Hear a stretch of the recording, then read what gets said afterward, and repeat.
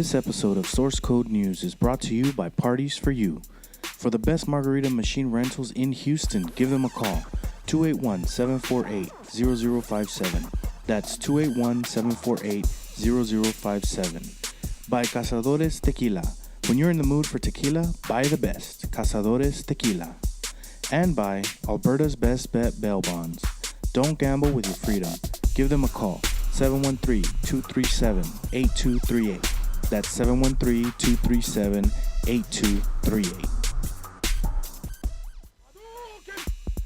Welcome to Source Code News. Fight!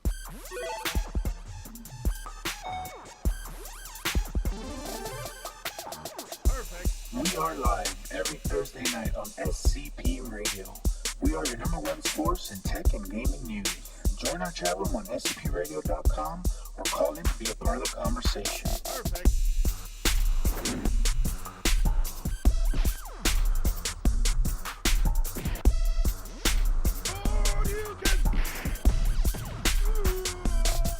You win. Welcome to Source Code News, episode number 22, recorded on June 8th, 2017. This show brings you the latest in tech, science, and gaming news. We will have product and game reviews as well as unboxings of our latest gadgets. So be sure to subscribe to us to our podcast on iTunes or your favorite podcatcher and on YouTube. And follow us on SoundCloud and all of the social media sites. We do this show live every Thursday night starting around 8:30 p.m. Join us live on scpradio.com or go to YouTube /Space Cadet Pro. You'll find us there streaming live also. We also stream live on Facebook. So if you're on Facebook, look us up. I think it's Space Cadet Pro or scpradio.com or SCP Radio on Facebook. So look us up there, and you can see us streaming live there also. We have a chat room on scpradio.com. You can chat with us there. You can chat with us on the Facebook on the live stream that we're doing. Or you can call in at 832-910-7727 to ask us a question or to join the conversation. So like if you have a question about some type of tech or whatever, Faithy's more than ready to answer the question. Okay. So, don't be shy. Call in, and Faithy's ready to talk. So, we're gonna mention shooters, not hooters, right, Faithy? Because Faithy hit me last time. I will hit you again too. Okay, so, shooters is the newest venture that SCP Radio is in right now. We got people there all week doing shows. So starting off on Tuesdays, we got Pasta Get Down Dina doing her karaoke and DJing there at Shooters. That's every Tuesday. Wednesdays, we got DJ Jimmy Ray in the mix with his Wild Wild Wednesdays. Wild Wild West Wednesdays or something like that. I don't remember. But we got a new flyer going out for next week. It's pretty cool looking. Y'all gonna like it when y'all see it. He's usually there from 8:30 to 2 a.m. every Wednesday, so be sure to check him out on Wednesdays. He plays country music. Thursdays we have DJ Fluffy and DJ Iceman in the mix, and you can go for Tejano night every Thursday night. So they're there jamming the latest in Tejano. So then you go Friday, you got DJ Tino Latino in the mix, and he's also playing country, old and new country music. So then you can go Saturdays, they got live music, they have bands, and they have DJ Tino Latino and DJ Jimmy Ray in the mix. So be sure to go over there whenever you're bored, you want to go hang out, you want to go party. Shooters is the place to be. All right. So, guys, anything new? Oh, we're missing somebody. Just FYI. Hector is not here. Hector. Hector. He's Hector when he's not here. So, anything new, Wally?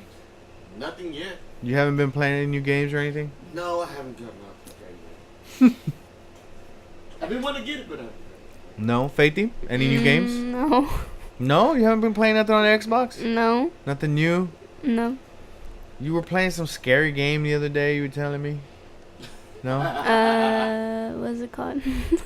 nah, she doesn't know what it's called. The Wasn't one it that on made you VR? sick, Was it a VR game? or the one on the VR you're talking about? I don't remember. I remember you were saying you watched you wanted me to download some game because it was scary.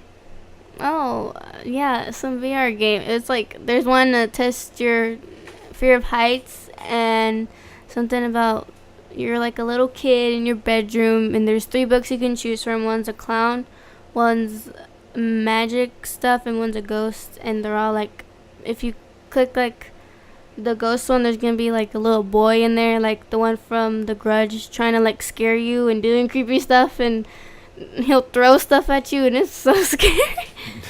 Stuff just, oh my gosh. Okay. Alrighty then. Okay. Let me see. I haven't been playing much. Just play. Yeah, played some VR. Still playing the shooting the zombies. Drop Dead. Is it something. Drop Dead? I don't know or what it is. something. I don't know. But you shoot zombies. It's pretty cool. Still like that game. And they just did an update to it. So, all right, let's get into some tech news.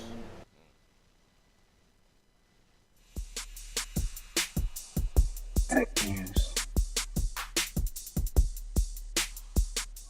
The OnePlus 5 makes its debut June 20th. Do y'all know what that is? OnePlus? No. That's a phone. Is it supposed to be a phone? For They what? don't look like no phone. No. One plus It's 5? it's the OnePlus 5. Really? It's called the OnePlus. All right. OnePlus has been doing a solid job hyping its next handset without delivering much in the way of actual information about the thing. On June 20th, the company will finally debut the phone to the world in a customary idiosyncratic fashion, offering up pop-up events at locations around the globe to show it off in person. OnePlus has never been above a good launch gimmick, a part of the company's DNA that stems from its early days of invite-only devices, which it finally ditched around this time last year with the arrival of the OnePlus 3. It self-launched with a VR-streamed keynote. But the hardware maker has really distinguished itself by delivering flagship quality products at a low price, a defining characteristic since it first arrived out of nowhere in 2014. Details are pretty few and far in between. Though the company has confirmed that it's skipping the number 4 and going straight to the OnePlus 5 because 4 doesn't exist. No. Well, I guess to them it doesn't. A few weeks back, it also revealed that the device will feature the Snapdragon 835, the same processor found in flagships like the Galaxy S8. So it's got the latest and greatest processor. OnePlus has also acknowledged a partnership with DxO to improve the handset's camera. And some recent leaks point to the company adding its name to the growing list of phones with dual cameras. Oh. Other speculation involves an even beefier battery and more RAM, both long-time selling points on the OnePlus devices. The device's actual pricing has been the subject of some debate ahead of launch. Some rumors point to a decent hike on that front. Probably a bad move, given that high quality at a low price point is part of what has helped the company rise the ranks so quickly among increased competition from fellow Chinese smartphone makers. The one thing OnePlus has managed to do well in the meantime is maintain an open channel with its intensely loyal fan base. Co-founder Carl Pei Pay some, I don't know. has used the company's message board and social media like Twitter to gauge users' interest in various features like the slowly disappearing headphone jack. That was overwhelmingly pro jack, by the way. Hopefully, it will be able to maintain that magic balance between requested features and a low entry fee. So, you don't really get to see the full phone on that picture. No. And they mentioned dual camera. There's only one camera there. I guess that's probably a picture of the old version. Yeah. That's probably what that is. You see how it says OnePlus, right? Yeah. Okay. Well, I'm assuming that's the old version. That's last year's, the 3. So the 5 may possibly have the dual cameras in the back. And why do we want dual cameras? I don't know. Better pictures. Better pictures. I mean, you get a little bit. It's not much, but you'll get different, different points from where the picture is being taken. It's not a big difference, but maybe one for some reason gets a better pick, and it can merge them and all this, and do some magic in the background and give you a better picture, better quality. So they haven't even said what the operating system is for it yet. Oh, it's gonna be Android, I think. I think the OnePluses are Android, and I don't think they have a lot of junk on there. Like Verizon puts on their phones all kinds of shit. I think it's fairly clean, but it's popular. The OnePlus is popular amongst all the geeks. Oh, because The I've never nerds. heard of that Yeah. ever. The nerds like it. But then again, they'll have like 2 or 3 phones in their pocket at all time. So they'll have the iPhone, You don't. the newest iPhone. Well, I can't afford it, and Mama will beat me up. I will too. Okay, so that's why I don't. But all right, it's cool. We'll see. I mean, I like competition because the S8 is really kicking butt. Yeah. It's a pretty badass phone. You know, Mikey's crashed a while ago. What do you mean he crashed? He got like the black screen. It just crashed. His phone crashed. Not the black It Ev- got the black screen. Well, he of needs to death. remember to reboot every once in a while. Got to reboot the phone. It's like a computer. Can't run forever. All right. Here's mine, it does. Let me see. Amazon knocks nearly 50% off monthly Prime subscription for those on government assistance program. Why? Government assistance programs? It's the government. Why? I don't know. Amazon has announced its latest initiative to shoehorn more consumers onto its Prime subscription program. Discounts for people on government assistance programs. The internet giant normally charges $99 per year for $11 per month for access to its Prime benefits, which we are a Prime family here in the SCP Radio. So we get everything in 2 days for free, which include video streaming, music streaming, photo storage, and free deliveries on goods.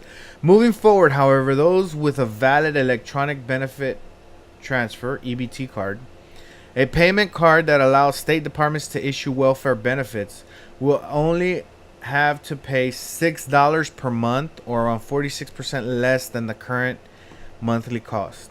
Must be nice. Wow. Eligible customers are asked to enter their EBT number during the Prime sign-up process. It's worth noting here that the EBT card is only used to confirm a person's eligibility. The card cannot be used to pay for the Prime membership itself. I thought it was gonna let them pay with it. Oh, heck no. Wow.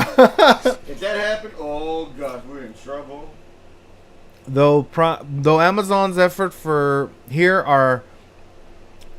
here can perhaps be viewed as altruistic, whatever.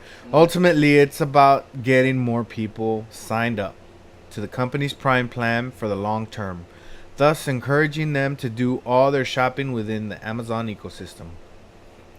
We know when people try Prime, they love it because they save time and money with low prices on millions of items, unlimited access to premium videos and music, and fast, convenient delivery, said Amazon Prime VP Greg Greeley. Customers must revalidate their EBT card every 12 months, and Amazon states that they can only do this 4 times. after which they have to pay the normal subscription fee. It's also worth noting here that not all government assistance programs use the EBT system at present, though Amazon says it's working on ways to include those people in the future. I don't know about giving these people a Hell no. discount. That's not cool. I understood nothing of that, but okay. Well, in order to have an EBT card, it's because you don't make enough money to support yourself. So you go and you ask the government to give you need help, and they'll give you a card with money on it. Every month, I guess. Is it every month, Wally? Do you know? I think it's once a month. Once a month, they refill it. It's a little bit. It's not a lot of money, right? Nah. Is it like 100 or is it like 600? I'm not sure. I think it goes by a family or something like So how big of the family is or that. I something? think. Yeah. It's not food stamps, is it? Or it is? It's separate. Yeah. Well, no. I've seen people use it at the grocery store for food. Yeah, I've Yeah. seen that. Yeah. So I don't know. But food stamps is on a card. You only get so much. yeah. I don't know, but it's to help people that can't afford, to live normally and so the government steps in. But why are they getting I mean, they don't need to be buying shit on Amazon. Exactly. If they can't afford their For real? food, that's what they need to worry about. Yeah, they need to worry about that. Not buying stuff on Amazon. All right, But they need to worry about getting a job. that too. Stop living off my tax money. Uh-oh. Getting Wally started now. I work too hard for it now. I can't. The- And I can't. Our kids can't go to college. Can't get a grant to go to college, but we gotta pay it. Or get a loan, you gotta pay it back. Hell no. Justifying here. All right. China debuts driverless train that only needs white painted lines as tracks. Okay. Really? We don't need Look at That train is very picky. Is it though? All right, Pac-Man. No, just kidding. China's latest mode of public transportation is a bus, tram, and train rolled into one. Its maker, Chinese rail transit firm CRRC, is calling it a smart bus. But it's a lot more than that. Like a train, it's modular and carriages can be added on. But like a bus, it runs on the road. Amazingly, the carriage will follow a preset path and won't need a driver. But it won't need tracks to be laid either. The train is equipped with sensors that allow it to follow white dotted lines on the road. Oh, really? It is like having a virtual rail for the bus, said Feng Zhua, Jay. chief engineer of CRRC. Whatever his name is. The 30-meter long bus is able to fit 300 passengers across 3 carriages. More carriages can be added or removed if needed. The Smart Bus, or Autonomous Rail Rapid Transit, ART, is touted to be much cheaper than subway or tram systems since it doesn't require infrastructure to be laid down. This could prove to be the solution for many medium or small cities in China that can't afford to build train lines. It costs up to 102 million to build a kilometer of subway track, as compared to about 2 million for a standard length of ART bus. Damn, still. You could put a lot of those suckers out there. Yeah. But $2 million. That's not I guess much. that's what the bus costs? Because, I mean, it doesn't use a track. But I mean, think about 102 million just for a kilometer. A kilometer of subway track. And that's just track, right? That's Yeah. not buying a subway. Oh my god. That's true. If you could do those, Wow. So that's it. shoot. why Yeah. not? So a 6.5 kilometer ART line will be built in the Chinese city of Zhuzhou. I don't know. Suzhou. Zhuzhou. With operations starting in 2018.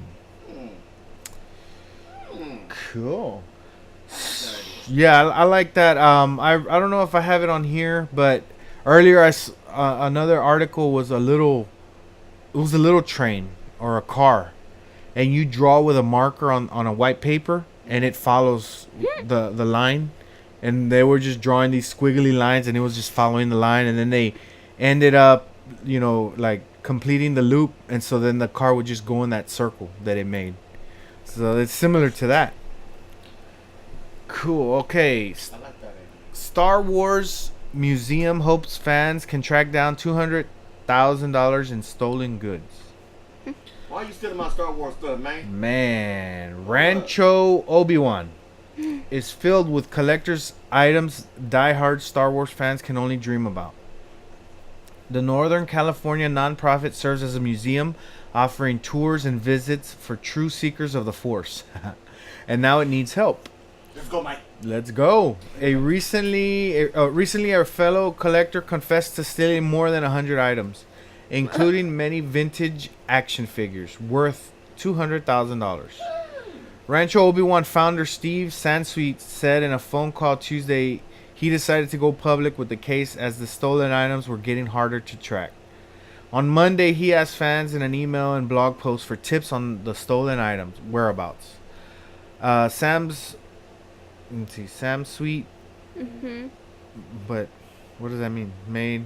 I guess it's like. Oh, That's his last name. Okay, Steve Sansweet. Sam Sweet. Okay, I'm like, because it's showing me right there that squiggly that is not a. Yeah, Sam Sweet made a list on Facebook of about 20 items that the museum and law enforcement hasn't been able to find after collector Carl Cunningham, 45, pilfered them along with other items when visiting the Petaluma, California collection on 4 different occasions in 2015 through 2016. So this guy stealing. Wow, more than one time. Of course, it's Star Wars. So right now that it said Petaluma, it reminded me, when I go visit one day, twit.tv, go see Leo Laporte. Oh my god. I wanted to go see this Rancho Obi-Wan, because he's done videos over there at the ranch. So I've seen the inside of that place. It's very nice. I wish, you know what? I wish I would have kept, because when Star Wars first came out, me and my brother had, I think it was Mattel who did it. We had the original Millennium Falcon. Ah, yeah. And I wish I would have kept that stupid thing. Because Yeah. I know it'd be worth the money. We had all the pieces. Yeah. But you see, that's the store. That's the museum. Hell yeah, I'll go to that. That's nice. All that stuff. You'll be in there for hours just looking at all that stuff. Man, Look at the, don't you? what's his name over here in the... Yeah, Han Solo. Yeah. That's awesome. What is Kermit the Frog doing in the damn Jedi outfit? What the hell? That's Kermit the Frog, man, I'm telling you. He's cosplaying, man. That's not cosplay. That's a frog and... Where's that big old fat pig, Miss Piggy? Oh my god, that is rude. I said it. She gonna come after you. And I'll turn her into pork sauce. Oh, bacon. Oh, The thefts were discovered when another Star Wars collector posted about his Boba Fett action figure being stolen from a Texas warehouse. Southern California collector said he had bought the figure and many other rare items from Cunningham, a well-known R2D2 builder from Georgia, according to Sansweet. That's when it became clear Cunningham was stealing rare Star Wars collectors' items and reselling them. Sell dates of different items to the SoCal collector matched up with 4 different visits to Rancho Obi-Wan. Wow. According to Sansweet. The sense of betrayal is so strong, Sansweet said in a phone call. The museum first realized items were missing in mid-February. By the end of March, Cunningham surrendered to Sonoma County Sheriff's authorities and was charged with felony grand theft. He is currently out, on a $25,000 bail. He's due back in court at the end of the month. The missing items include action figures, cards, Lego sets, and other toys. Wow. man. Sansweet said Cunningham was a good friend he'd known for years, making this all the more devastating. Cunningham has reached out to try to apologize in person, but Sansweet doesn't want to interact with him, he said. Wow. But through all this, Sansweet, who headed fan relations for Lucasfilms for 15 years before opening Rancho Obi-Wan 6 years ago, is still devoted to the Star Wars faithful. Sure, more security cameras have gone up, but otherwise, tours are still on and items are still out in the open instead of being behind glass or locked up. This one rotten egg has not changed my view on Star Wars fans, he said. Star Wars fans are truly amazing. There's nothing like it.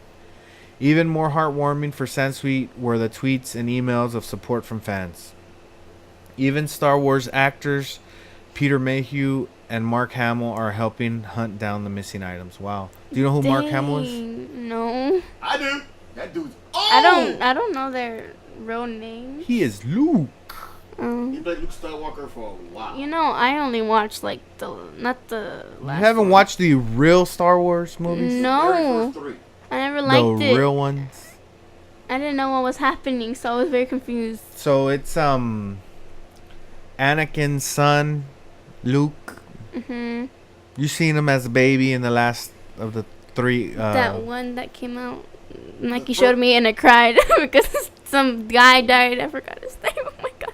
Some guy died. Yeah. Qui-Gon. That was in the His first episode. No, what was the one that just came out for Star Wars? Not Oh no! You talking about Rogue thing. Han Solo dying? Yeah. Yeah. No, we're not. that's That's the way- newest. I We're know, that's talking- what I'm talking Yeah, about. no. Nah.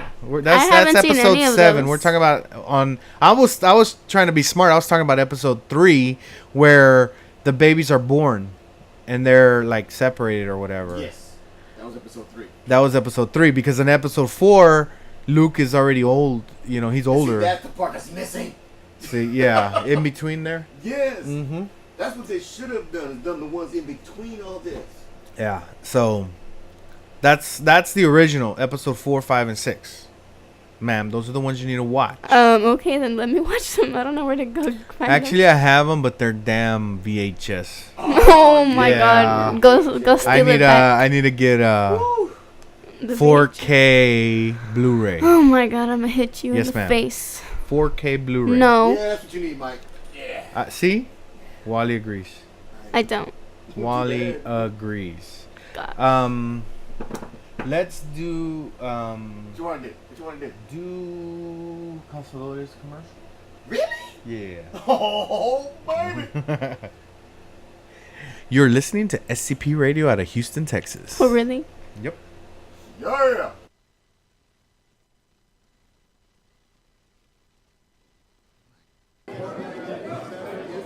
Hey bartender, we need a round of shots. Do you want what everybody else is having, or do you want the best of the best? Of course we want the best of the best. Well then, Tequila Cazadores is the one for you. For those special moments in your life, whether it's a special occasion or just a day relaxing with your friends, drink the best of the best, Tequila Cazadores.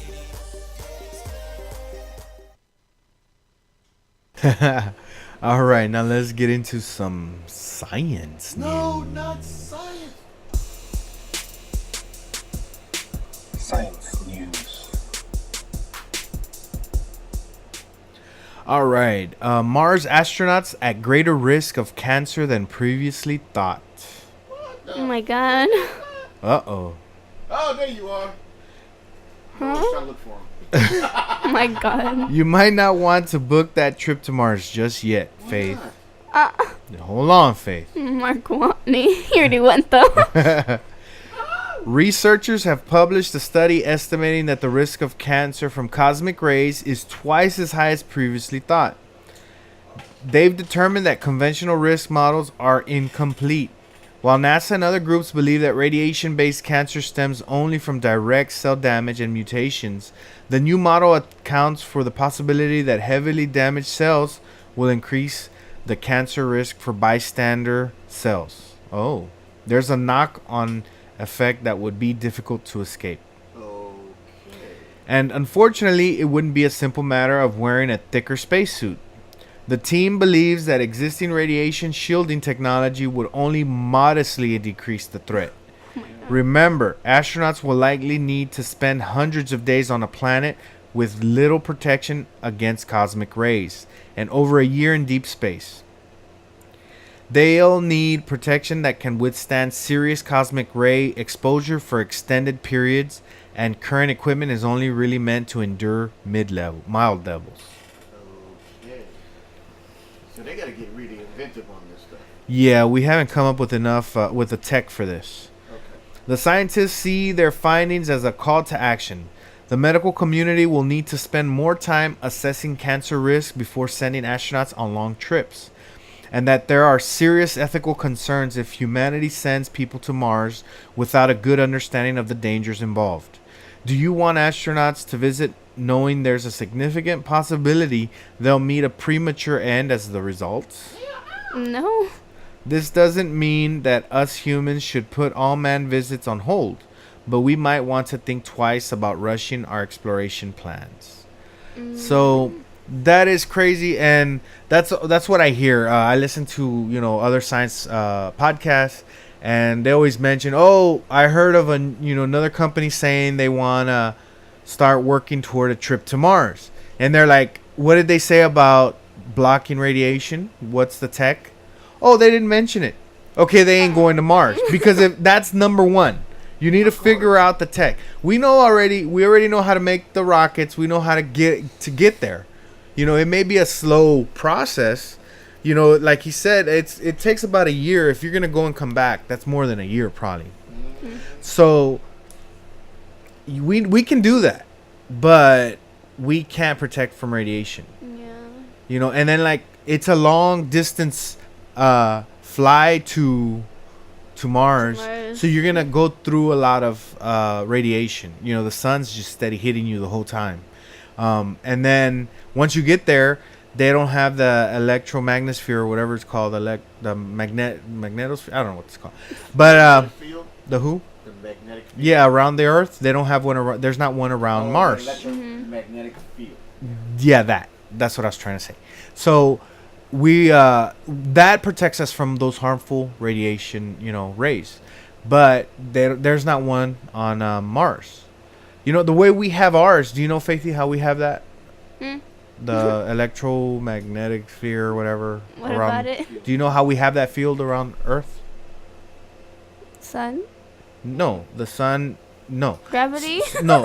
The don't know. reason we have it is because the core of the Earth is molten and it's moving, and it creates like let's say like static. That's a simple way of. Well, that's an easier way to put it. That's a simple way of putting it. I don't know the exact, but that's what it is because our core is molten. It's not solid. So on Mars, a long time ago, it froze completely. So the core is not molten. It's solid. It's just rock all the way through. Ours is still hot. If you were to go deep in there, that's why we have like volcanoes, right? The lava, the heat. Well, it's molten in the center of the Earth. So you go to Mars, it's solid. There's no heat, and there's no movement in there, so it doesn't create that Electromagnetic field. Whatever. Yeah, that. So it doesn't have that. So that would be, if it had it, it would protect the astronauts when they were on Mars, but it doesn't have it. So now they're constantly bombarded by those rays. Those What about the other planets? none of them really have it. Like Mars, the thinking. I mean, not Mars. Like even like the moon. They were like, before we even go to Mars, why don't we build a base on the moon, right? So maybe we can lift off from there to go to Mars. Like we'll go from here to the moon, we'll resupply, and then the rocket can take off from there to Mars.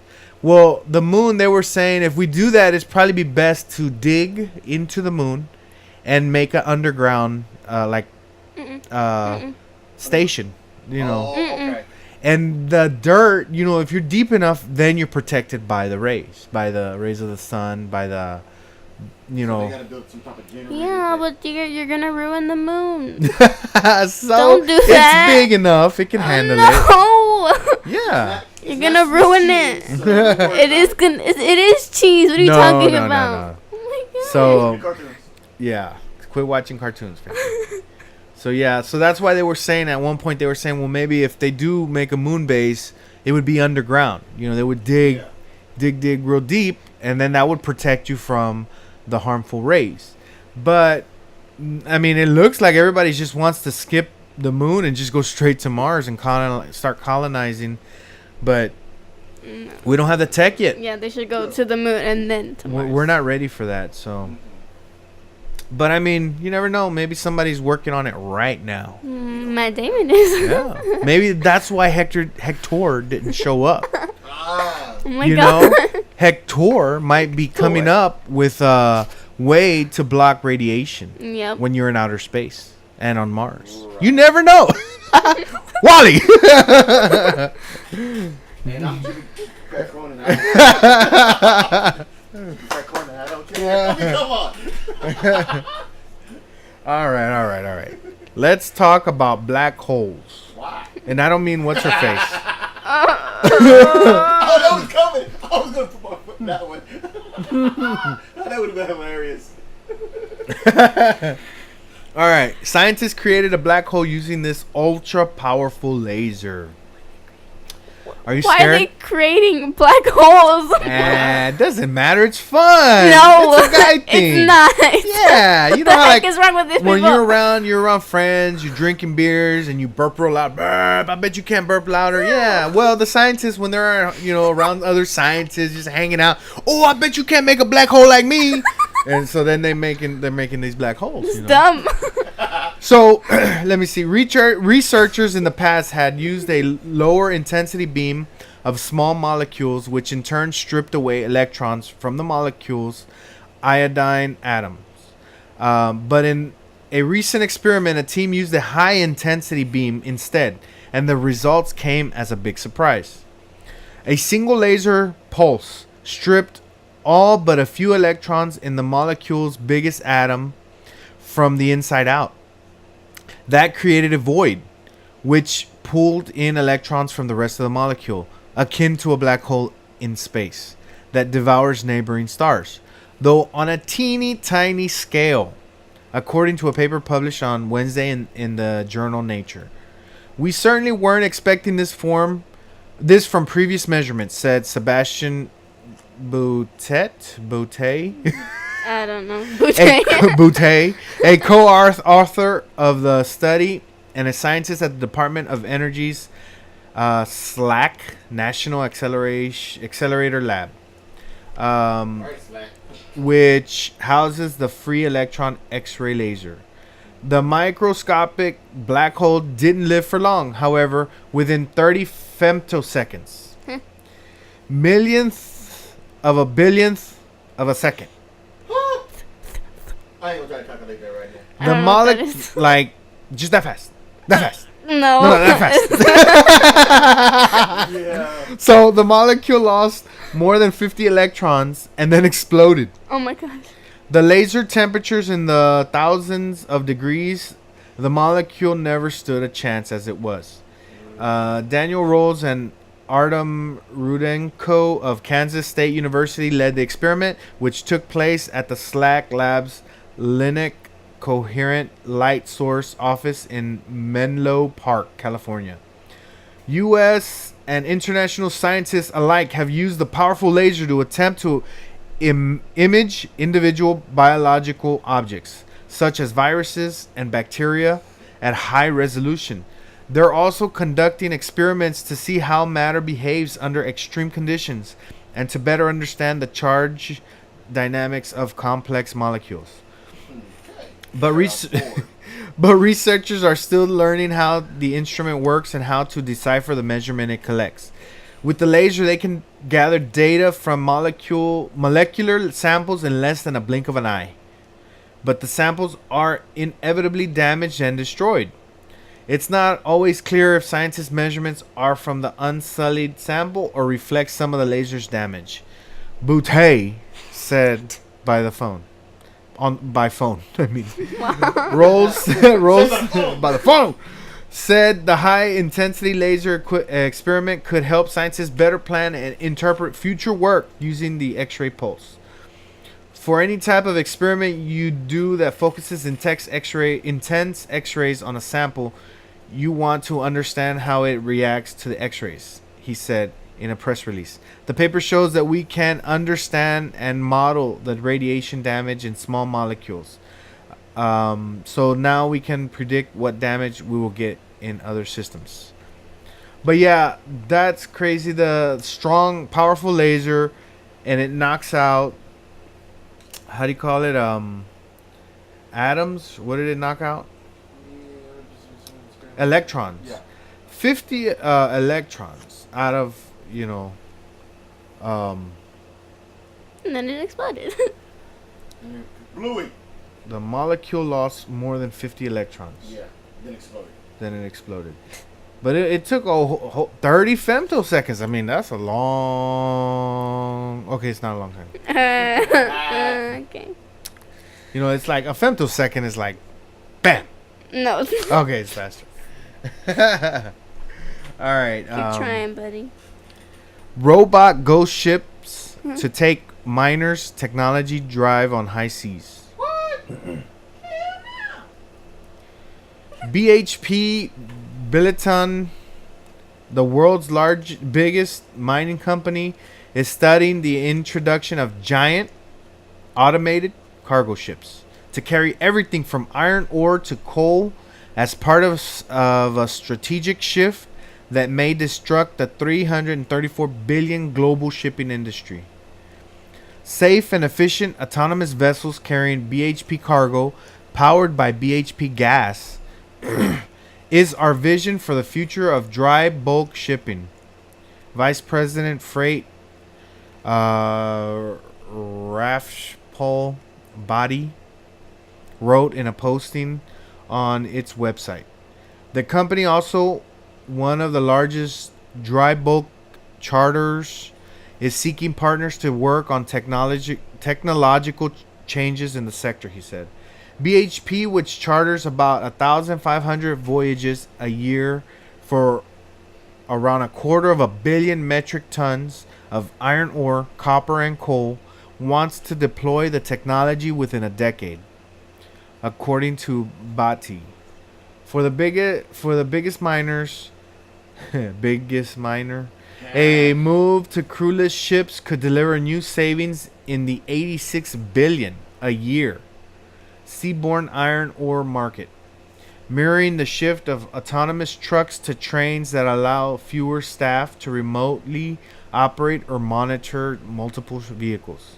Deploying unmanned ships on the 10-day sea journey from Australia's northern coast to China would be a logical extension of technology that currently runs from mines to ports and allows producers to respond quickly to specific customer demands. Emily Ditton, Sydney-based researcher director at IDC Energy Insights, said by phone.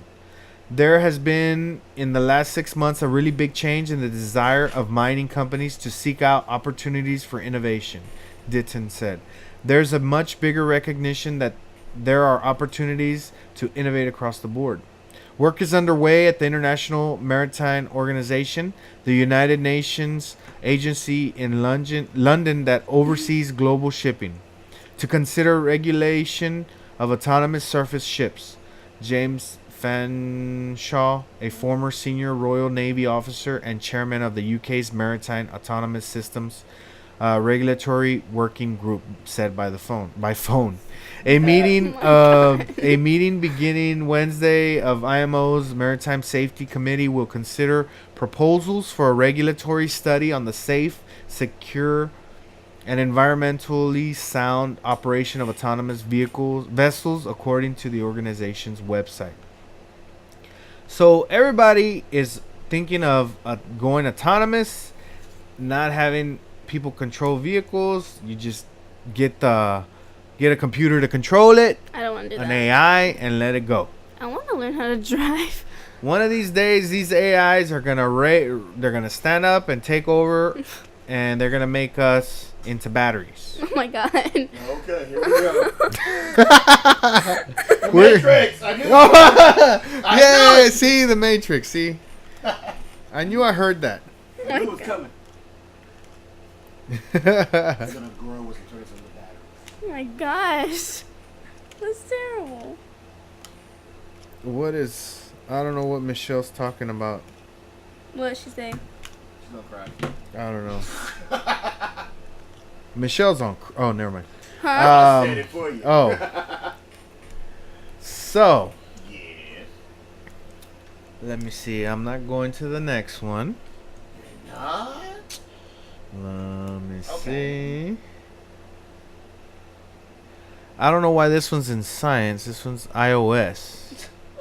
That's not Oh. This one's quick. We'll do this one.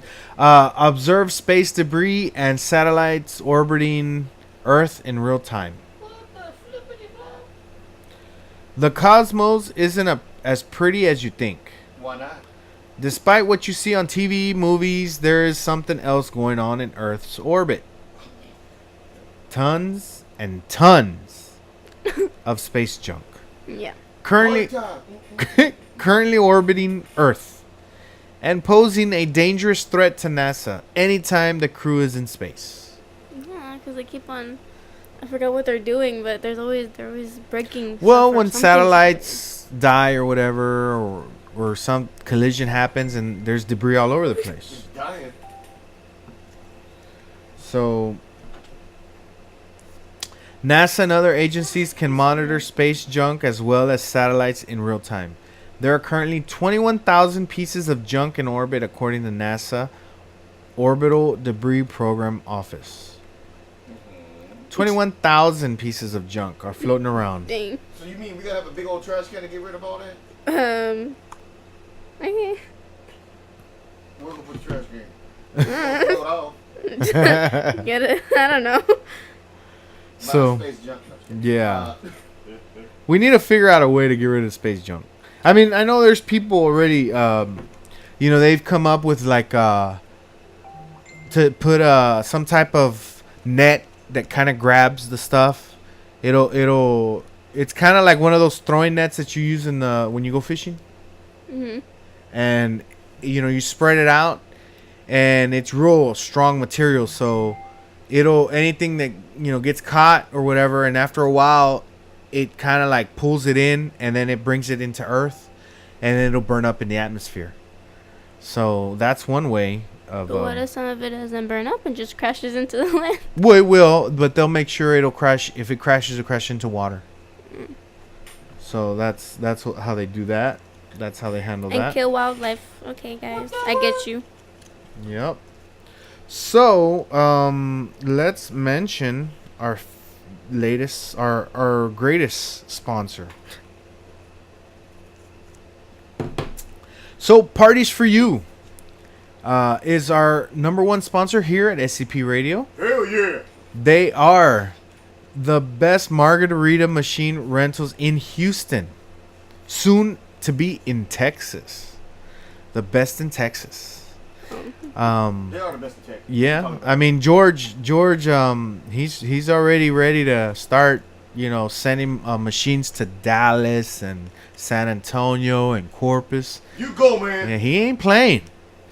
So next time you have a big event, you have a wedding, you have a quinceañera that Faithy's gonna have, No, I'm a not. sweet 16, divorce party. Hey, even a graduation party. Graduation party, your 50th birthday. Hey.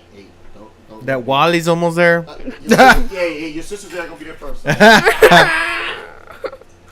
Give Parties for You a call to rent a machine. I mean, make the event, extra special. Everybody always just has, a cooler of beer and they're like, yeah, just get some beer. No, have a margarita machine. Get a double. He has singles, he has doubles, he has triples. I say get a double. Ask him for the Hellraiser and Mango Passion. Those mixes are exclusive to Parties for You. Rent that machine. It comes with the mix. Ask for those. And you're going to have an awesome time. Everybody in the party is going to be like, wow, when's your next party? I want to And come. you can have them also for your big Halloween party if you want to do that. Oh, yeah. Or you want to do your Christmas party. Also, you can do these for your Super Bowl party. Oh, There you Super go. Bowl. Yes. Yep. Because, all the women, they're all in the kitchen talking, and they're like, the guys are watching the game, getting drunk, and the women are like, ugh. And you have a margarita machine there for them, and they'll be happy. Exactly. Happy wife. Happy life. There you So go. you need to get with George. Yeah. With Parties for You. Yep. Get those doubles. Get the triples. If Get you want the to put a triple. big party. Matter of fact, get a double. And get a triple. Get your mix. Yep. He's got other flavors, strawberry, lemon. He's got a blue one. I don't remember the flavor of that. Raspberry or something. I think it's something like that. Yeah, he's got all the flavors. But like I said, the one's exclusive to Parties for You that George Gonzalez made. He came up with the recipes: Hellraiser and Mango Passion. So make sure you give those a try. So give them a call at 281-748-0057. That's 281-748-0057.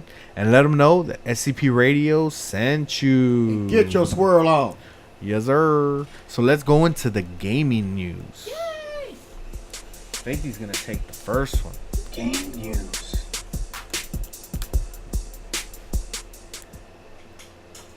Faithy. Come on with your Pokemon.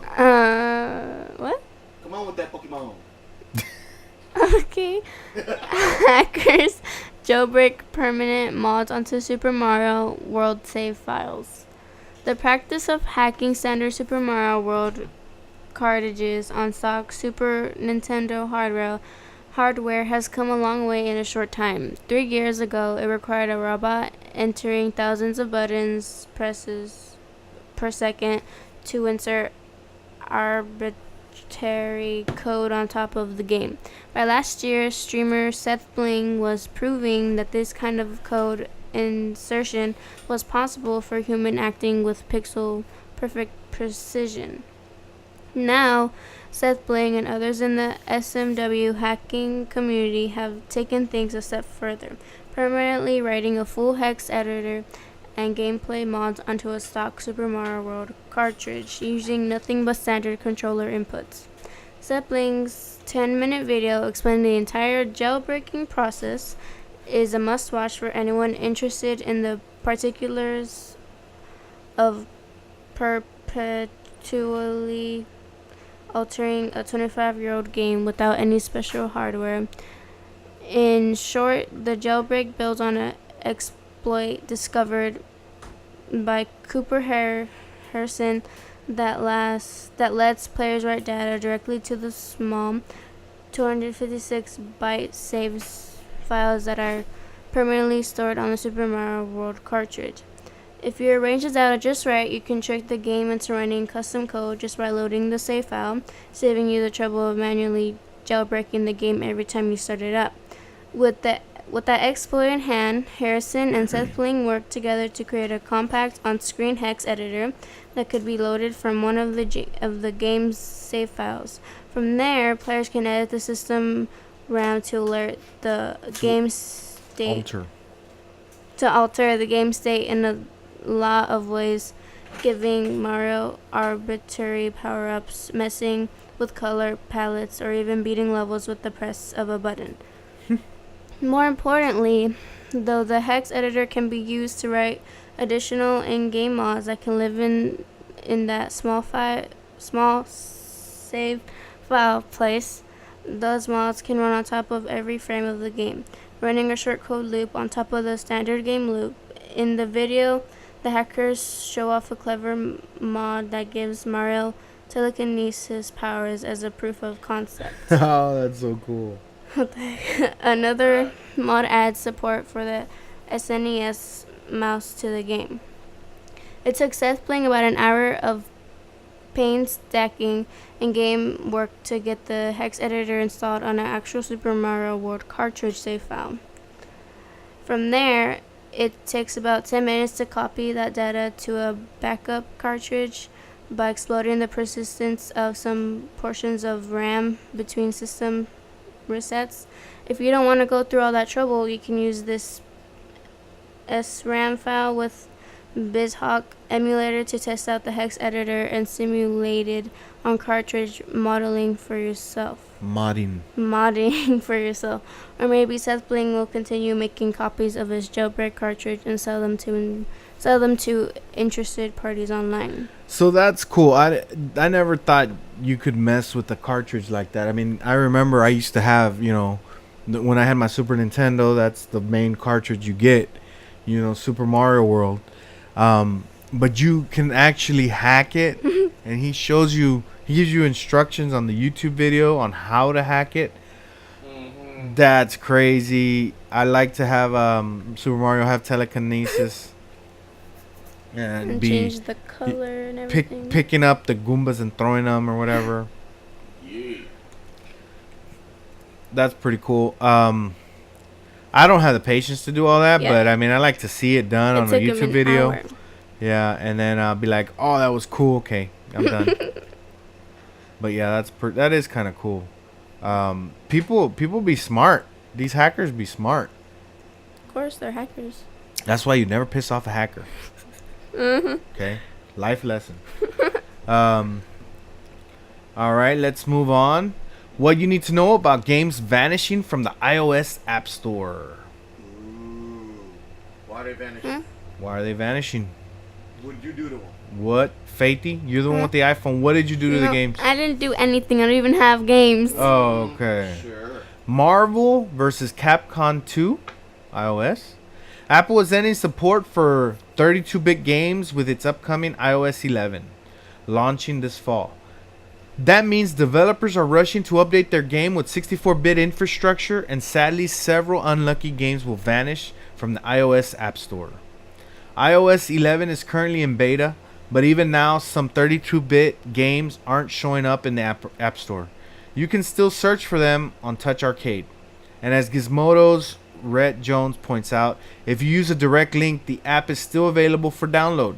What this means is you can still grab the old app that you meant to buy or would like to own again. That method will only work for a little bit longer though. In the coming months, iOS 11 will drop support for 32-bit games completely. Apple's abandonment of the 32-bit infrastructure forces mobile app developers to choose between updating their older games or leaving them to die. It's something that's been a long time coming, a known inevitability since earlier this year. Most developers interviewed for this story are opting to put in the work to save their apps. Fantasy Flight Games, which has released several mobile versions of their board game, is updating older titles like Hey, That's My Fish, Elder Sign, Omens, and Battle Lore Command. That's my fish. Hey, that's my fish. Fortunately, we have already taken steps to upgrade all three apps to support 64-bit architecture. Keith Hurley, Fantasy Flight's Vice President of Media and Interactive, told Kotaku. All three of their 32-bit games will be updated in time for iOS 11. Ridiculous Fishing. Richard Brooks, the technical director of Rodeo Games, says his team's already updated their titles. Hunters 2 and Warhammer 40,000 Deathwatch, and it's currently fixing up Warhammer's Quest, which was released before 64-bit iOS compatibility arrived. Even Ridiculous Fishing, I have that game, a wildly popular game about fishing with chainsaws, Oh my gosh. is getting its 64-bit makeover. What chainsaw? What the heck? Over 3 years since its last update. Yeah, that game, you throw the thing in the water, you get a fish, you gotta guide it as it's going down, because if something, you don't want to get the fishes on the very top because they're small. Yeah. So you kind of guide the hook as it's going in the water, going down, and you want it to go all the way to the bottom and then make it catch the biggest fish you find, and move from obstacles, because if you hit an obstacle, it'll go back up. And if you catch a big fish, it starts going up, and when it goes up, he flings it into the air, and then you have all these guns or whatever to shoot the fish. So you start hitting it, bah, bah, bah, bah, bah, and you're trying to juggle it in the air as long as you can. So that's another part of the game. You're juggling the fish as long as possible. Oh my god. Every time you hit it, it bounces back up, and it bounces back up, and it bounces back up, and That's abuse. yeah, it's fun. No. Pretty cool game. Don't do that in real life, people. Please don't do But that. yeah, so the reason the games are vanishing is because some of them are 32-bit games. But like I said, the game developers have the option to upgrade them, update them to 64-bit. That way they'll be good for iOS 11, the new operating system for the iPhone. Wait, is that already out? It might be. Because it's Has only your to phone- update it, and I updated it. I don't remember what it so was, now though. you have iOS 11. But, okay, I don't...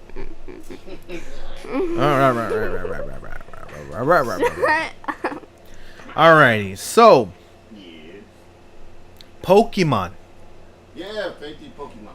Ultra Sun and Moon only announced for 3DS later this year. Faith. Despite rumors that a mainline Pokemon game would appear on the Nintendo Switch, developers Game Freak only announced that some souped up versions of the latest games will be releasing on 3DS hardware. For many, this news will be disappointing, but it's not without precedent. In the past, Game Freak has stated that they believe that Pokemon is best on a handheld, though obviously the Switch is a hybrid console. We also know that a new 2DS XL is releasing later this year, and I'd wager that the combination of new handhelds plus new Pokemon will be a great boon for Nintendo sales. It's just a bummer because emulators have shown us that a Pokemon game with higher graphical quality is possible. Ultra Sun and Moon will feature an alternate storyline with new Alola creatures and will drop on November 17th, 2017. You can see the trailer below starting around the 2:30 mark. You'll note that Megas are back and the legendaries we grew to love in Sun and Moon have a sleek new outer shell. Neat. We reached out to the Pokemon Company to ask if Ultra Sun and Moon will be coming to the Nintendo Switch. Players are still holding out hope due to a web listing from this morning. Update 11:30 a.m. The Pokemon Company tells Kotaku that it was a clerical error. Yeah, clerical error. We would like to address rumors based on a clerical error on the Pokemon Press site. Pokemon Ultra Sun and Pokemon Ultra Moon are coming exclusively to Nintendo 3DS family of systems and are not due for release on Nintendo Switch. This listing on the Pokemon Press site was made in error and it is not indicative of future plans. Please refer to the Pokemon Direct for more game details. Today's Pokemon Direct also brought the first look from the newest titles in the Pokemon series, Pokemon Ultra Sun and Pokemon Ultra Moon, launching worldwide on November 17th. More details of Pokemon Ultra Sun and Pokemon Ultra Moon will be revealed later this year. In the past, Game Freak has not been coy about platforms, so it's unclear if people are reading too much into it. We do know, however, that the 3DS is capable of communicating with the Switch, and Ultra Sun and Moon could take great advantage of that. Cool.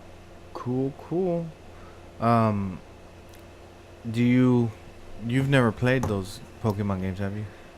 I have. On like a 3DS? Yeah, on Mikey's. Oh, I haven't. I like it. I think it's better to play on the 3DS than like somewhere else. But I kept on, like, you go through the little thingy, going through the town, and like, just a Pokemon comes up, she has to fight it, and it's like, ugh. But you can either get it for yourself or you don't. But I always hated that. Ain't that what the whole game's about? Yeah. And you hated that? Yes. So you don't like the game? No. I like the watching it, like Yeah. the animation. Nah. Alright. Next up is Battleborn goes free to play. There we go.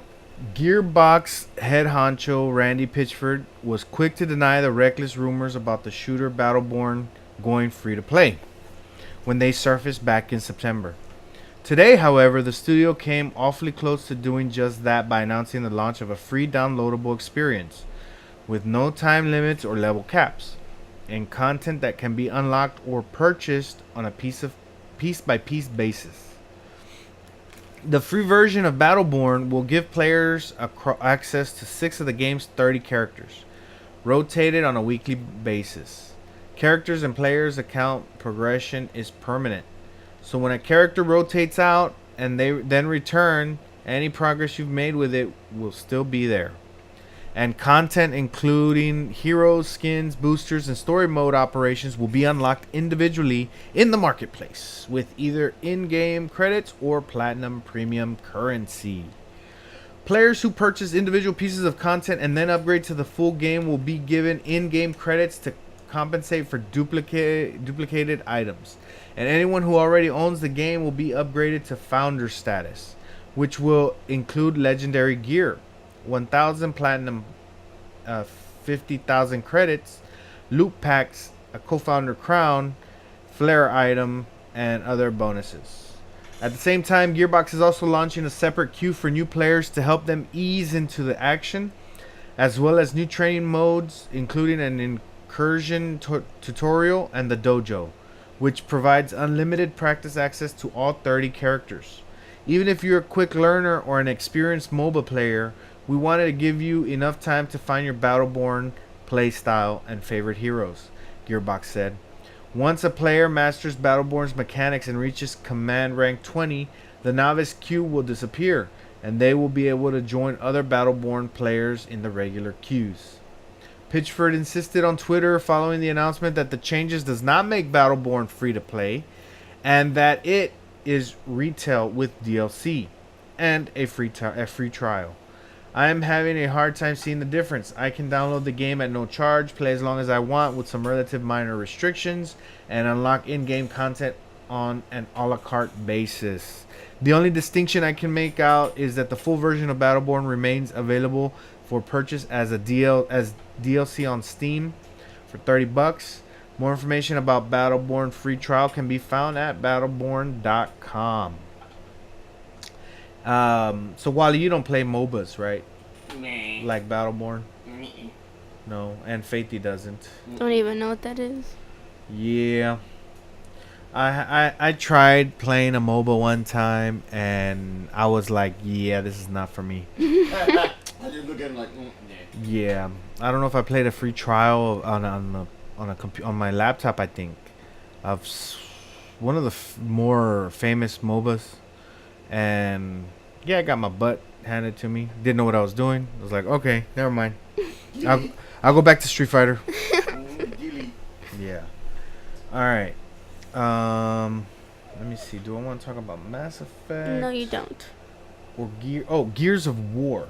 How about Gears of War gets a big Horde mode update today in the addition of Inconceivable and Iron Man. Diff? What's diff? I don't know. Why is Iron Man? Yeah, difficulty. Oh. Yeah, so Inconceivable and Iron Man difficulty. So Gears of War 4 gets a big Horde mode update today the other day, and the addition of Inconceivable and Iron Man difficulty modes. So I haven't played Gears in a while.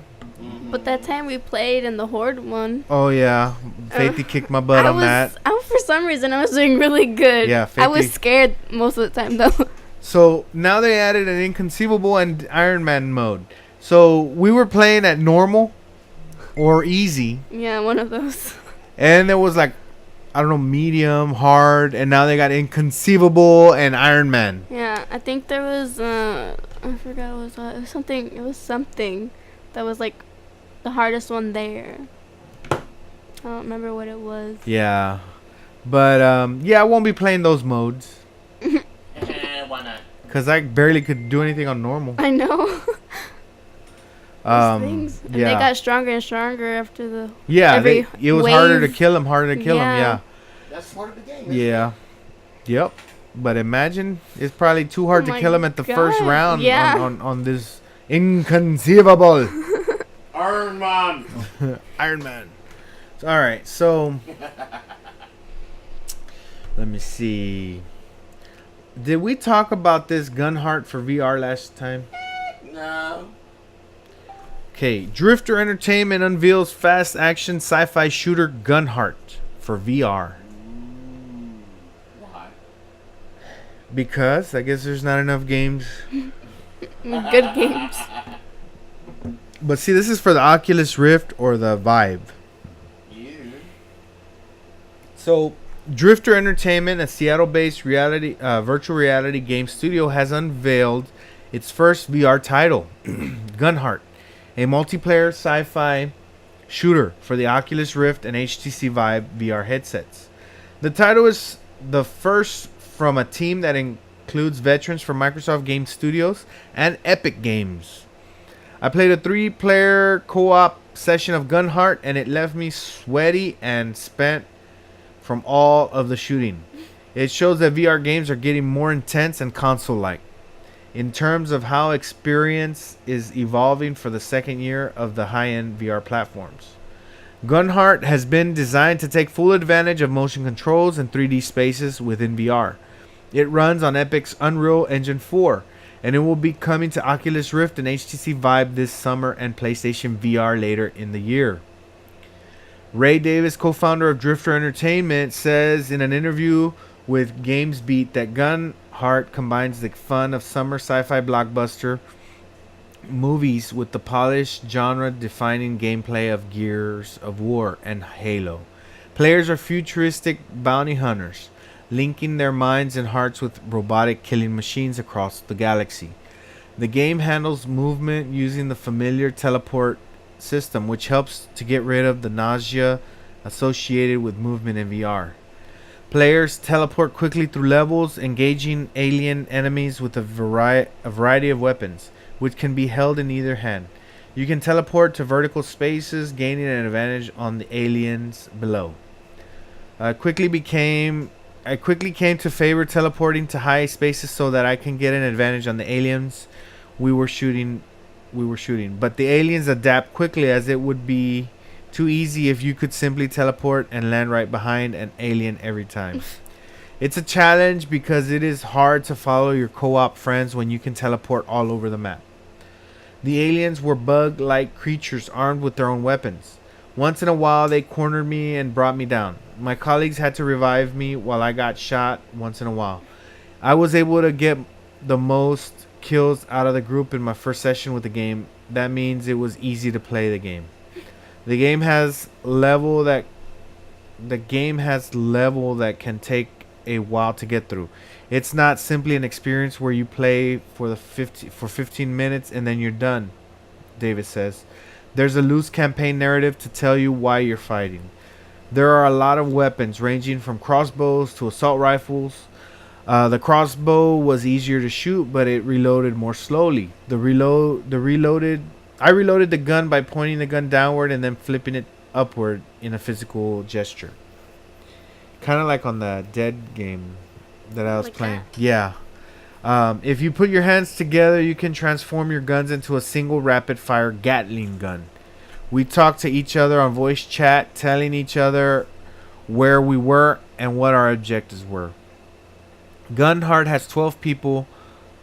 The founders include Davis, Kenneth Scott, and Brian Murphy. Davis recently served as general manager for the Epic Games Unreal Engine 4. He was also a chief technology officer at Microsoft on the HoloLens project, and he was the lead programmer on Gears of War and Gears of War 2.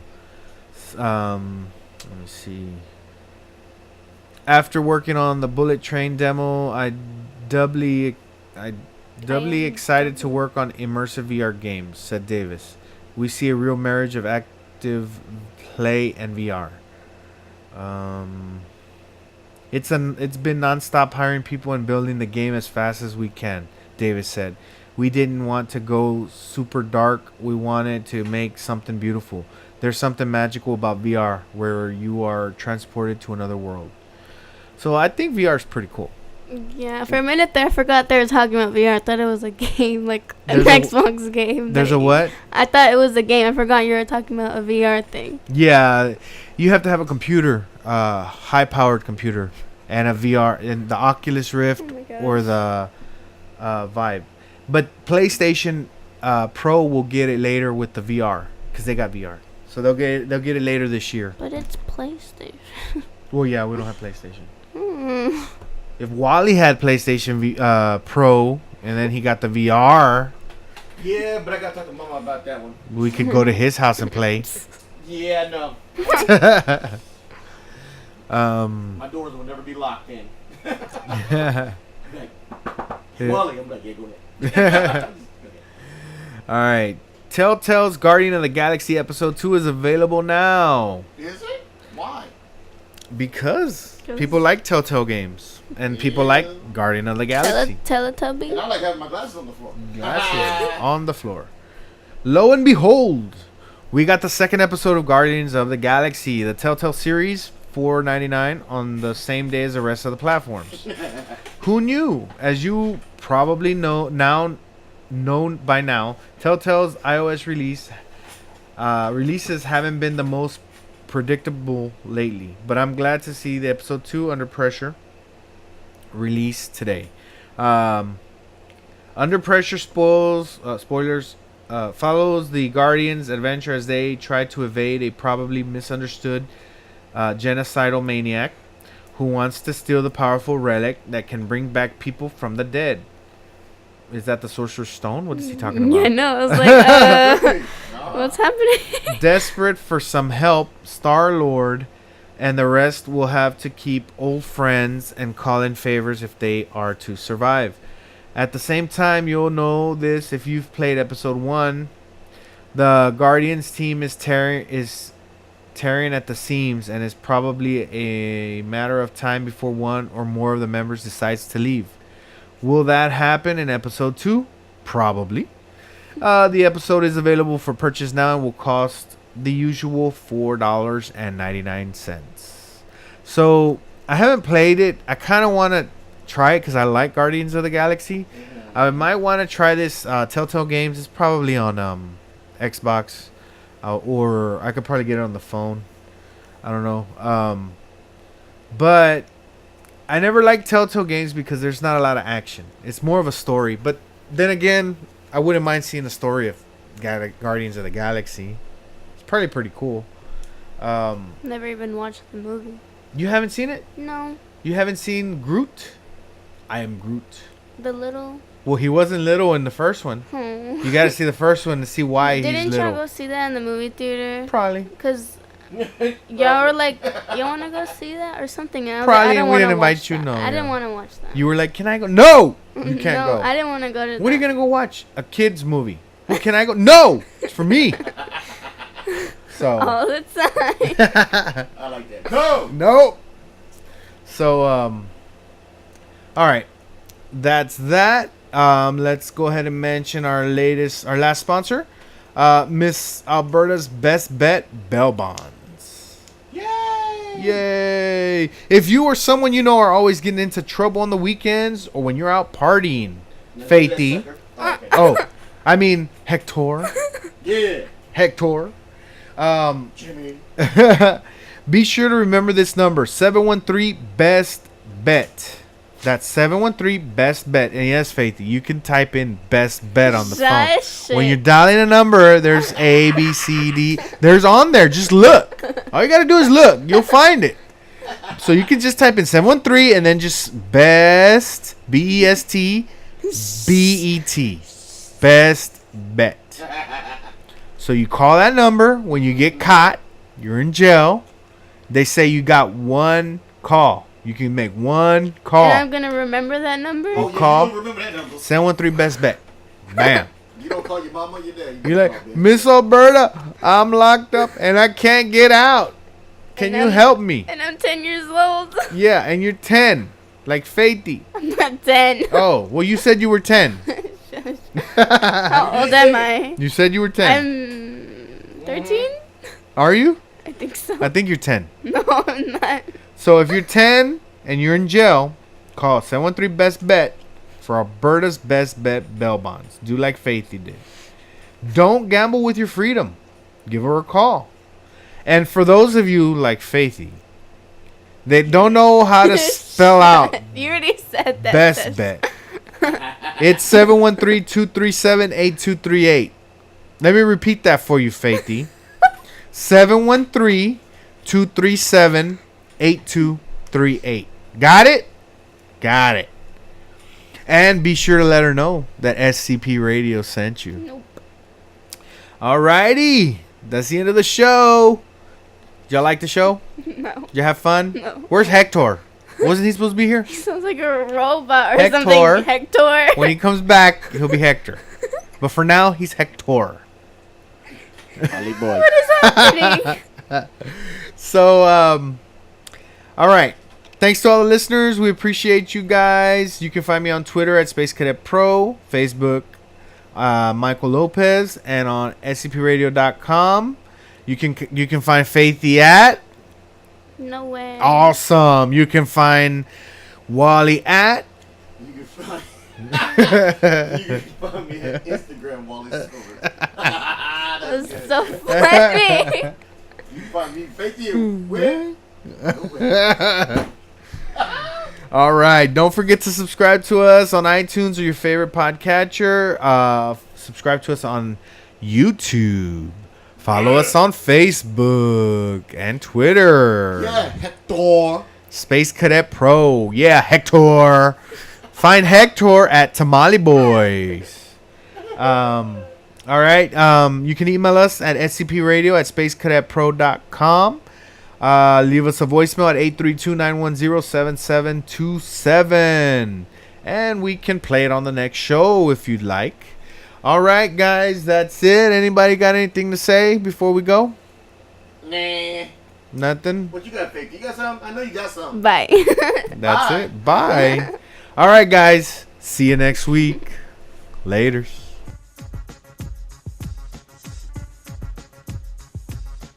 This is your boy, Light Jockey Mike, and I just wanted to thank you for supporting SCP Radio. That's the end of our show, but please be sure to check us out on spacecadetpro.com, where you will be able to watch our videos, find and like all of our social media accounts, and chat with us. While you are there, click on the radio tab, where you will be able to see the show schedule and all of the different ways to reach us. You can also listen to us from there if you are on a PC or laptop. Thanks again, and remember, we are the future in entertainment.